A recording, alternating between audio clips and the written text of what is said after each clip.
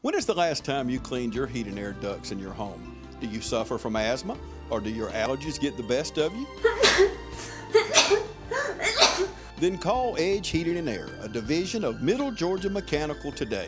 Your home's air conditioning system is constantly circulating air throughout the home. That means dust, dirt, or pet dander is settling in your vents, and these fine particles travel throughout your home. They have a serious negative impact on the air quality, especially for people with respiratory issues such as asthma or allergies. If you're ready to improve the air quality in your home while saving money on heating and cooling costs, then call Edge Heating and Air, a division of Middle Georgia Mechanical today at 304-7011. Edge Heating and Air, Central Drive, East Dublin.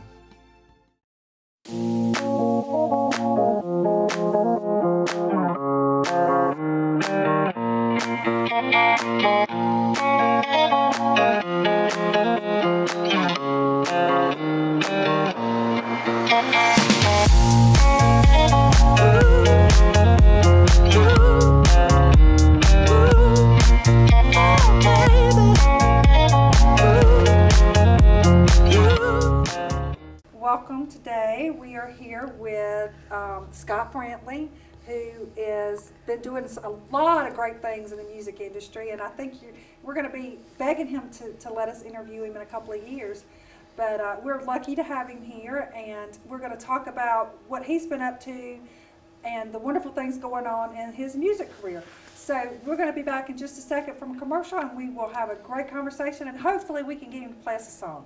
If you're suffering from a non-healing wound, we have good news. The Downtown Dublin Wound Center offers advanced treatments, experience, and state-of-the-art technology, including hyperbaric oxygen treatments for healing most any wound, even those that won't respond to conventional treatment. Call us today at 410-3500. Let Dr. Davis and his staff get you on the road to recovery. Downtown Dublin Wound Center, 124D West Madison Street, downtown Dublin. And we're here with Scott Brantley. Now, Scott, I understand that you were in Nashville for a week at the CRS show or whatever it is. I think that's for radio. Yes, ma'am. So you go up there and you meet all the radio personnel and things. Yeah, it's a country radio seminar. They have it every year. I think it's in February every year. And it's my first year going. But it's where all the radio broadcasters get together, and they have seminars for them to try to expand, the country's genre on radio and get together and just make it a big thing, So, but I was up there and I did several interviews and met a lot of people, so it went really good. You have signed with Studio Gold. Yes, ma'am. And they had you meeting people and greeting and doing the interviews and all the stuff that you really do not like to do. You like to play the music. I just like to play music. You're the man of the music. So I know that the last time I got to speak with you, we talked about some big things happening. Yeah, we couldn't talk about it yet. We couldn't talk about it yet. That's right. So why don't we talk about it now? Okay. So you've been signed. Yeah. Back then, when we were discussing before, we were in talks with a publishing deal. And what that is for songwriters to have their songs published by, and then they'll pitch the songs to the artists. So I was real excited about it, although I couldn't talk about it then, but because it's a chance for people to hear my songs and potentially record them, right. Which is a songwriter's dream, and that's just kind of the first step, of somebody musician that wants to do this. So. And then it turned into we went in to cut some demos for some of my songs to be pitched, and Mike at Studio Gold liked one of them so much he said, "I think we need to put this on the radio." So I said, "Oh, really? Well, who are we gonna pitch it to?" And he said, "I think we need to put it on the radio with you singing it." And I was like, "Okay, that's cool." So it actually turned into a record deal, which is I'm very proud of. And we actually have a single out right now that's doing pretty good. It's on the Music Road charts and hopefully still climbing. So we'll find out. And which song is it? It's a song that I wrote with David, my brother David, and a friend Trent Jeffcoat. The song's called "Good Thing Going." It's also one of my favorite songs. I think I sang it on your show last time. You did, and it's a really good song. I also I wrote down a couple of the ones that I really like. I like "Is She Really Leaving?" and I like "She's Why." Oh yeah. There's so many good, and of course the Cooler song. Yeah. I mean, that one Yeah. is so fun. We came to see you when you were at Theater Dublin, Right. and you did that show with the Cooler. What's the name of your group now? The Big Cooler The Crew. Big Yeah. Cooler Crew, and that was such a fun song. Yeah, and that's kind of how a buddy of mine that we wrote the song with, he had the idea. We wrote the song, he just had the idea, but he gets credit, I guess. Even though they say you can't copyright an idea, we give him credit. He's a friend. That's right. But we were opening some shows back then with Red Akins all over the Southeast. We did a show in South Carolina and about 3 or 4 in Georgia. Just a little story. Have we got time for this? Yeah, But a yeah, little please. story. Every night when he would walk on the stage, he had a big cooler about the size of this couch here. He'd carry it out there and set it down, and he'd open it with the lid to the crowd, and he'd pull out one drink and close it. You know, we got to notice him. There's not but one drink in there, but to the crowd, you know, it looks like a cooler full of beverages. And so, you know, Buddy got the idea. You know, it doesn't matter how bad of a day you're having. I still got the biggest cooler in the joint, you know. And so we wrote a song called "My Cooler Is Bigger Than Yours." So that's kind of what it's about. It's just a fun song. It is a lot of fun, and the audience loves it. I mean, Yeah, it's and part one of part of music is having a release to get your mind off of maybe something you're going through or whatever, and that's one of those songs. Just gives you a good time, you know. It For does. 3 minutes of your life, maybe I can give you a good time. So. And it's also very. I mean, it's a song that you'll find yourself humming later. You know, it really. That's always is. good, yeah. That's a good thing. So, well, now tell me about what you experienced. I know that you went and you met these people, but how are you feeling when you were doing this? I mean, is this something? I know this is something you wanted, because obviously you wouldn't even be in this position if you hadn't wanted to try for this. But getting this close and being this far away from really having Yeah. the deal of your life. It's this far, but it's still. But oh yeah, I mean, you could be this close forever. That's But right. I mean, you know, it's this close, and you have to take and you have to enjoy what you have at the moment, and it's amazing. Yeah, it's going good. I've been like you're saying, the CRS is one thing that I've always wanted to go to, and you know, been chasing this dream. 8 or so years now, and actively, and been playing music all my life, but chasing the music dream, I guess. And we've always heard about CRS. You got to get up here. You got to get. That's such a catapult for your career.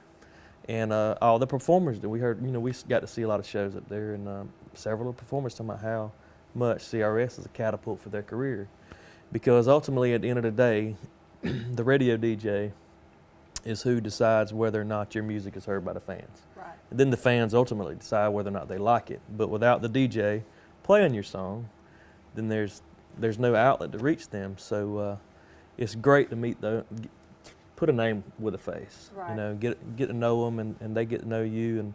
And there's so many people there. I didn't get to spend as much time with each one of them as I wanted to, but I got to meet a lot of cool people from all over. I did an interview with a guy from Germany, and he had a little broadcast booth set up, so that was pretty cool. But yeah, meeting those people that are the ultimate door to you and your fans, that's very important. I agree with that. And it's also, it had to be really exciting, not only to be in that situation, but to be able to see some of the performers you saw that way. Because, I mean, eventually that's what you want to do. I did, and you hear them telling their stories about being, and they weren't talking directly to me, but, you know, just saying, you know, I was out there just meeting people at one time, you know, like Right. Justin Moore and Chris Jansen, all those guys. Chris Jansen got an incredible story. He was telling about, you know, he was sleeping in a car, and he just ended up meeting the right people, and that's how you get going. You know, you meeting the right people. And everybody he tried to play in front of when he first moved to Nashville was telling him, man, you need to go home. You need to get back to Missouri. And he was sleeping in his car, and he stayed for 10 years, and he finally he was, you know, through networking and meeting the right people, they launched his career and got him catapulted. Man, he's a great performer, a great entertainer. I got a lot of respect for that kid now. But Justin Moore told a lot of stories about, you know, but that's always, like, just CRS is one example. That's just one thing that can catapult your career, and we hope that we see that same success, you know. Yeah. Well, I know probably people listening, it seems like to us, the fans, that all of a sudden there's just this new person that has busted onto the scenes, and it's just happened overnight. But none of it happens overnight. No, it don't. I mean, I think that I read somewhere one time that the average is 10 years, the average. And there's some people that come through like Taylor Swift that, you know, everybody's story is different. It doesn't really matter how you get there, you know. Right.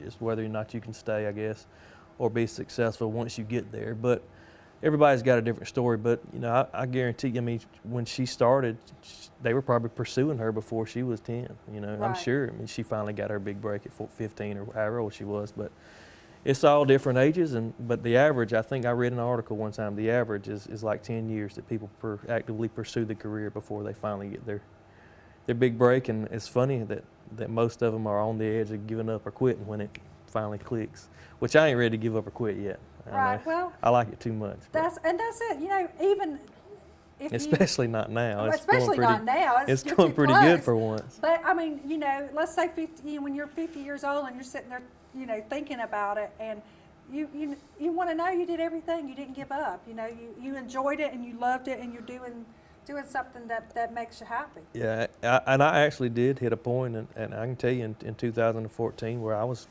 just going to kind of play some acoustic shows, and I wasn't going to try to actively pursue music. And good Lord opened the door. Mike called me, and well, actually, Derek, your husband, Derek played him a song that he liked that we wrote together.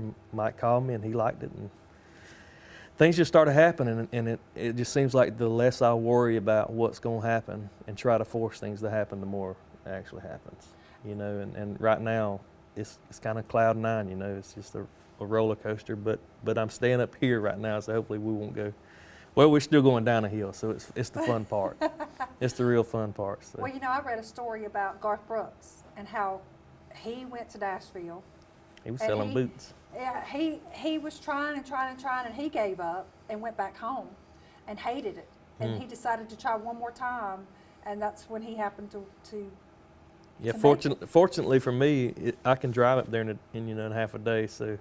Like he lived out in Oklahoma, so it was a little further for him. Right. But so many others. But I'm fortunate enough where I can still drive back to right now. And you know, if I have to move, if it forces me to, I will. If that's calling, that's what I'll do. So, you know. Yeah. But so many people don't realize it too, and I know because you talk. If you don't understand how it works, let me just say this: you network. Like he said, with everybody, but not just with that. You network with other songwriters, being that you're a songwriter, and not all artists are songwriters, but you network with other songwriters, and then those songwriters, you see other people that are trying to be artists like yourself, right. And you hear their stories, and I mean, there's some of them, like you said, sleeping in cars. There's some of them that you know, they don't know what they're gonna do for food that week. A lot of them are like that. I mean, they're down to the last dollar. Exactly. And they do have jobs, but they have to have jobs that are very flexible so that they can do shows at night. And they do all these shows free. They don't pay you to go sing at the, exactly. They don't pay you to go sing at the Bluebird and all this kind of stuff. That's just, you have to do all that and still have a job. So, but that's a part of it. And it's a wonderful part of it. To get to do that. Yeah, and I mean, if you go through all that, like I say, I mean, I was on the verge of hanging it up, but that kind of thing make you love your successes and appreciate what small successes like. You know, just signing a publishing deal became a really huge deal for me. And when I first got into this, it wasn't really on my radar because I didn't call myself a songwriter at the time. I just wanted to be an artist. And but now, I mean, that's such a huge deal for me. It's like I've learned to be thankful for things that at one time I wasn't as thankful for, and now just every small thing, just getting to go to CRS. I didn't, you know, if I get to meet 5 or 50 or 150 people, just being there, being there is a big to do for me now. You know, getting a record deal, having a single, charting a single. You know, I actually made it on a chart. My name's right there. You know, it's pretty cool. So every little thing has become, I've become so thankful and appreciative for because of the highs and lows. And well, if you think about it, every step that you've taken is a little bit further than a lot of people get. I mean, very few people, it seems like there's a lot of artists out there, but very few people, if you know how many people are actually trying There's not a lot of artists out there. And so you've made it, one step closer to that, pursuing a dream that there's probably, I don't know, 100,000 people trying to do the same thing in Nashville alone. The mayor spoke at CRS, and she said that on average there's 82 people that move to Nashville a day because of music. 82 people per day, so That's a lot of people. that's a growing city, yeah. That is and it is one of the top growing cities right now, which is amazing. It's changed so much in just a few years I've been going there. But yeah, it has for us too. So we're going to head for a commercial, and then we're going to come back, and I think we're going to have Scott play us a song. So we'll be back in a second. You could waste hundreds of dollars going to an expensive hospital, or you could pay 66% less for the same quality of service at Elite MRI of Lawrence, an open MRI facility. That's right, our prices are 66% less for the same services as a hospital. We offer a comfortable open-air design in a patient-friendly atmosphere. We also offer same-day, evening, and Saturday appointments. The radiologist fee is included, and we provide self-pay discounts. It's your money, your time, your health, your choice. When you need an MRI, save money and choose Elite MRI of Lawrence. Thank you for coming back to join us. We have Scott Brantley here, and we've been talking to him about all the exciting things going on with him being signed to a publishing deal and having a record actually on the charts. And I know that you're about to die to tell them that you have a new baby boy. Yeah. I sure do. That's my little buddy. And he is a cutie. And what did we name him? His name is, and I didn't pick this out, believe it or not. His name is Whitley Scott. I find that funny because if you know Scott, we've talked about it on the show before, he loves Keith Whitley. Yeah. And he is the cutest thing. We had some other names picked out before Adriana was born, and when we found out she was a girl, we had some guys and girl name picked out. So when we got pregnant again, I thought, well, we just use those other names. If it was a boy, well, as we kind of went along, we found out it was a boy. She said, well, what about Whitley Scott? I was like, I don't know if I like Scott in there. She said, that's your first son. You got to name him Scott. So I said, I kind of dig the Whitley thing, though. So we call him Whit. Well, right now I just call him Little Buddy Rowe or something. But yeah. That's what he'll always be. Yeah, he's my little buddy. And I saw a picture with Adriana with him, and she absolutely adores him. She loves him to death. I think she believes he's just a little teddy bear. But it's funny. I pushed the cart out, at the hospital. I think she thought he was going to come out, riding a bicycle, ready to play.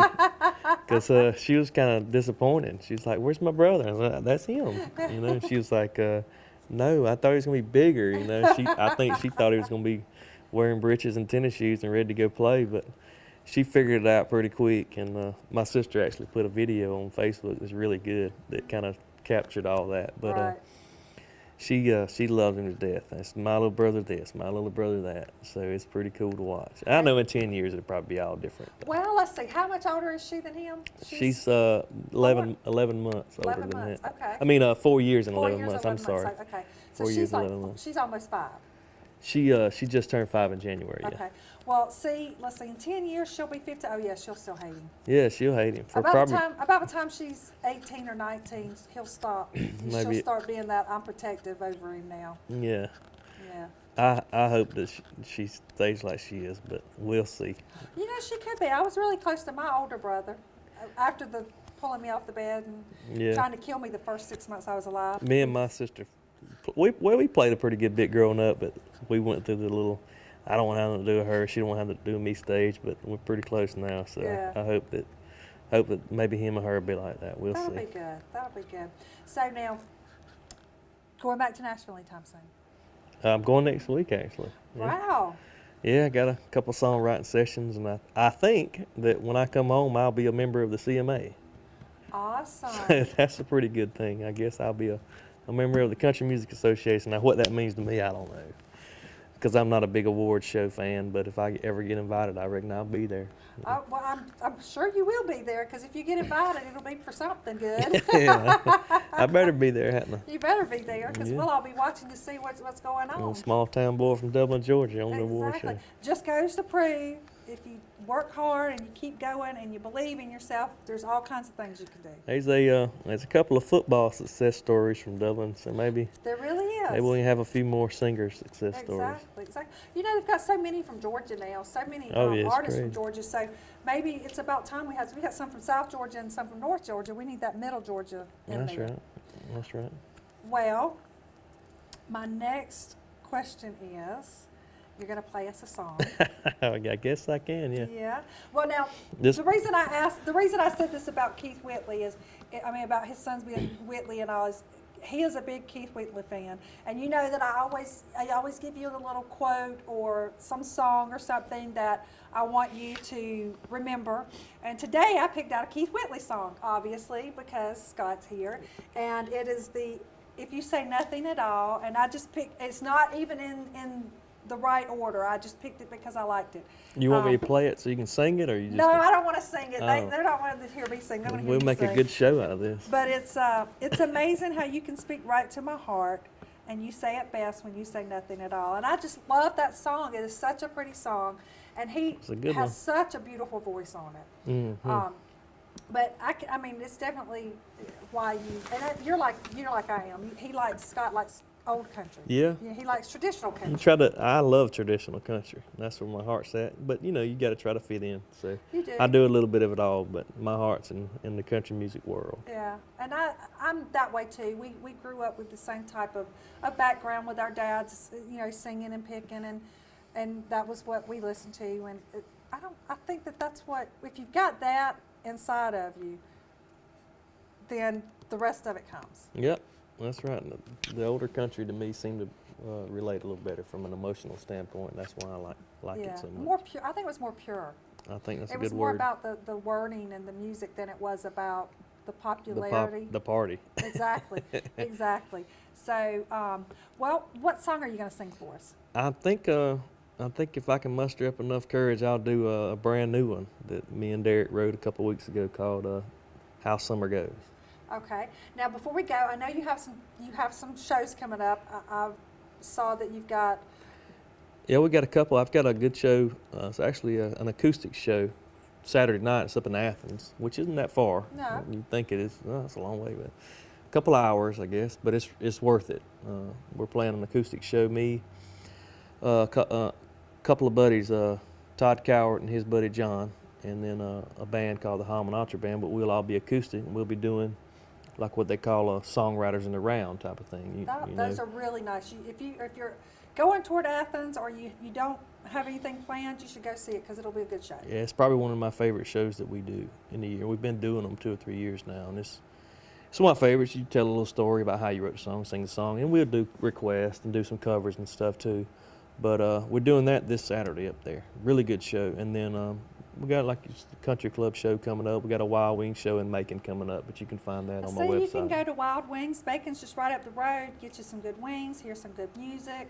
Mm-hmm. Have an adult beverage or two. It'll be nice. Or a glass of milk, either Or a one. glass of milk, or some sweet tea. I mean, I'm all about some sweet tea. There's nothing wrong with sweet tea. That's right. That's right. I got to plug my mason jar Southern sipping hat. I drink it out of a mason jar. I noticed that. I was like, I love that. It's actually really cool. I've seen the. Yeah, the they're advertisement a good little bit. friends of mine, and well, they've helping me out on my career too. So That's good. got to give them a little plug there. Oh, that's right. That's right. I actually like the hats. So you just need the Yeah, hats to throw them out. I so. got several of them. I don't know if I can give them away though. I might get in No, trouble. they're kind of. I know that I've known other people that have had stuff, and some things you can't give away until it hits the market. Yeah, I have to and get things like permission for that. I guess. Exactly. Well, we're going to go out and we're going to let Scott play the song, and I appreciate everybody being here. And anytime you see Scott's name around or you hear about it, you can go see it because it's a great show. And who knows, this time next year you may not be able to get tickets. Just saying. Maybe so. Thank you for having me, I'm Roxanne. so I glad you appreciate it. came. Thank you.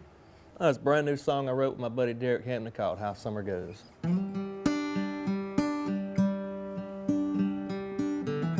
Ain't it funny how 90 days can hit you like a tidal wave when you're standing there knowing it's gonna end? She's got that smile on her face that'll bring you back to this place in your mind time and time again. And then she takes you by your hand and you're falling. You hold her on the pier, she whispers in your ear. Everything around you disappears like that silver moon in the heat of June. When the morning comes, it fades too soon, and before you even know, that's just how summer goes.